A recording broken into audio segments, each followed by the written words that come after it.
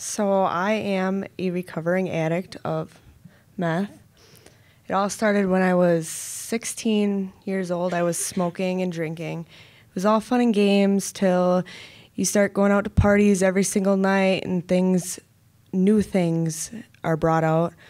So I ended up not going to school very often because I was drinking a lot. So I got sent to the alternative school, which you have less time at school, so more time for activities, I would say. I started smoking weed because I met some friends that decided to do that. And I started a new job who brought me to Wausau, and we decided to try ecstasy. But because they didn't have ecstasy, they thought we could try crystal meth and that it would not do anything because it was one time.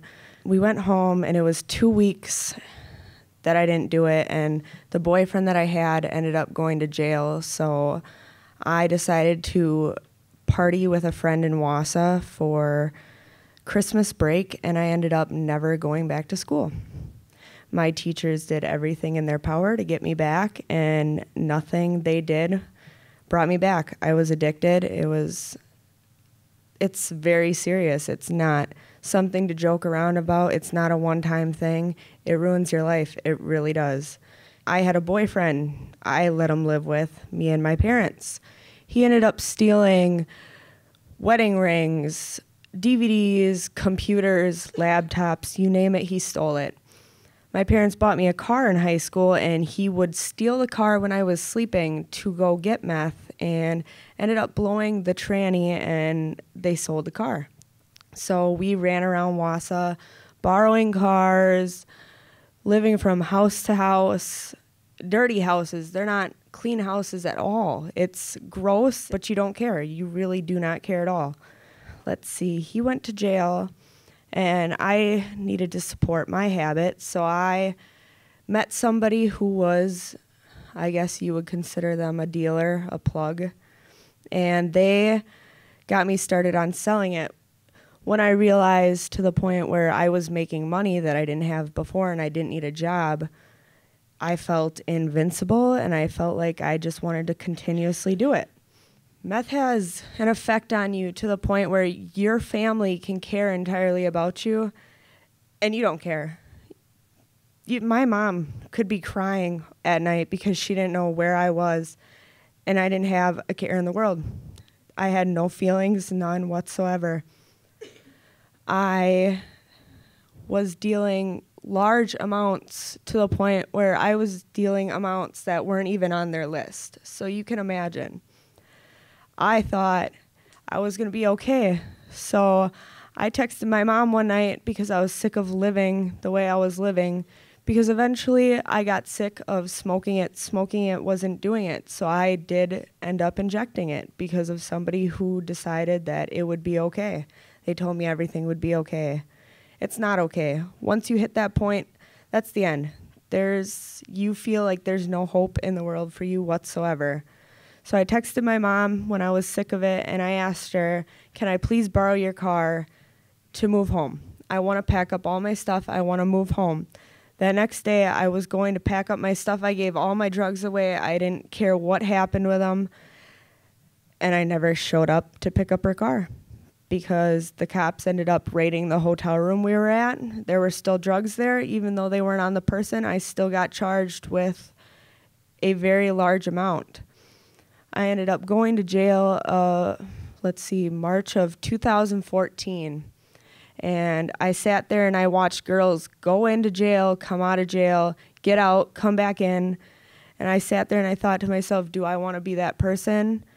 Do I really want to live like this the rest of my life? So I sat in jail for about 7 months and thought. Finally, my attorney got me a signature bond on house arrest, so my mother had to sign my signature bond too, meaning I couldn't go anywhere without her. And she would drive to Wausau every single day to work and back, and come back to Athens to pick me up, to drive all the way back to Wausau so I could do a urine test and a breathalyzer every single day, 4 to 5 times a week, randomly.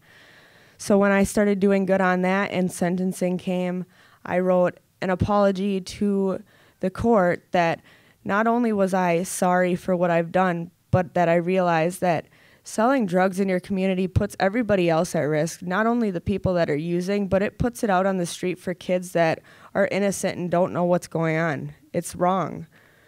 So the judge ended up doing a PSI and looking at my family background and looking the trouble I've been in, because I was a good kid. I didn't get the best grades, but I tried. I had a loving heart, and meth just ruined that. So she ended up giving me 5 years probation and time served. So I am still on probation today, but I am 2.5 years clean as of this month. And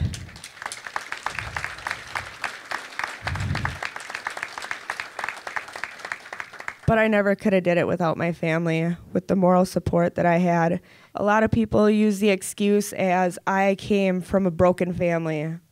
I came from a family where my parents are still together. They do anything in this world for their kids, and I still got hooked up on bad things.